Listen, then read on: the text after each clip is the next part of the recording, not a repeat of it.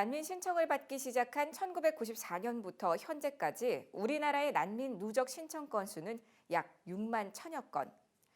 그러나 실제 난민으로 인정된 경우는 극소수에 그치고 있다고 합니다.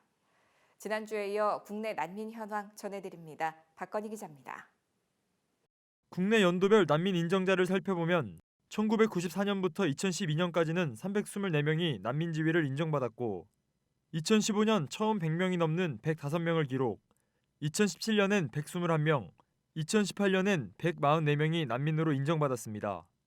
지금까지 16년간 우리나라 난민 인정률은 3.7%에 불과해 OECD 국가 평균 난민 인정률 약 24%에 비해 많이 낮은 것으로 나타났습니다. 지금까지의 국적별 난민 인정자를 살펴보면 미얀마인이 315명으로 가장 많았고 에티오피아 128명, 방글라데시 118명이 난민으로 인정받았습니다. 그 뒤로 파키스탄, 이란 등이 있었고 2018년 이슈가 됐던 예멘인 500여 명 중 단 2명만이 난민으로 인정받았습니다. 지난 16년간 난민 신청 누적 건 6만 1천여 건 중 단 995명만이 난민 인정을 받았습니다. 난민 인정을 받지 못하는 이들은 재심사를 요청하기도 했고 일부는 1년간 임시적으로 국내 체류가 가능한 인도적 체류 허가를 받기도 했습니다. 연도별 인도적 체류 허가자를 살펴보면 2013년에는 6명에 불과했지만 2014년 533명을 시작으로 2015년 198명, 2016년 252명 등 급격히 증가했습니다.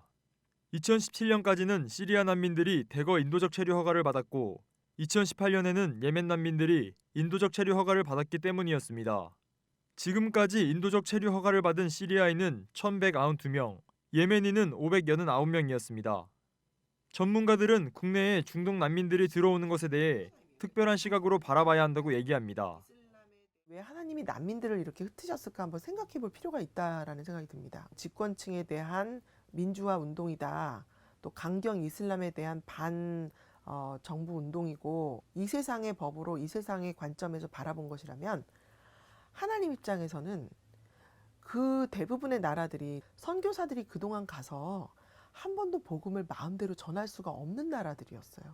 그런데 그 사람들을 흩으셨다는 것은 하나님은 그 나라에 그 땅에 관심이 있으신 게 아니라 그 민족에게 관심이 있으신 거거든요. 난민들에게 복음을 전하는 것이 곧 그 땅의 현지인 선교사를 세우는 것이라고도 얘기합니다.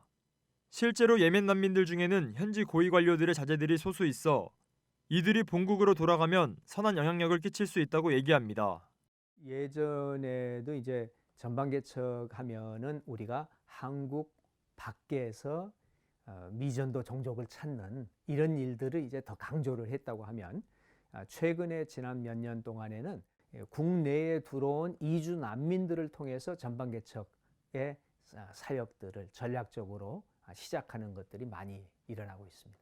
국내에 들어온 이주 난민들을 우리가 잘 훈련을 시켜서 그들이 자기네 모국에 자기네 종족에 들어갈 때에 그들이 사실 선교적 자원으로 들어갈 수가 있는 거예요. 현장 선교사들은 한국 교회가 국내외 난민 선교에 적극 동참하길 바란다고 전했습니다. 이집트에 97년에 나갔을 때요. 한국에서 한 번도 무슬림을 만나본 적이 없어요. 어느 날 제가 한국에 있는 상황을 보니까 야, 이거는 선교 훈련 현장이 따로 없겠다. 이태원이 선교지고 동두천이 선교지고 와, 이게 보이는 거죠. 그래서 하나님께서 우리에게 선물로 주시고 한국이 선교를 더 잘했으면 좋겠다라는 어떤 그런 메시지. 시간이 놔두면 그분들도 자신들끼리 자신의 정체성을 찾아야 되기 때문에 자신들끼리 또 뭉치고 그럴 수 있겠지만은 그러기 전에 교회가 먼저 복음의 속도를 좀 빨리 내서 갔으면 좋겠고. CGN 투데이 박건희입니다.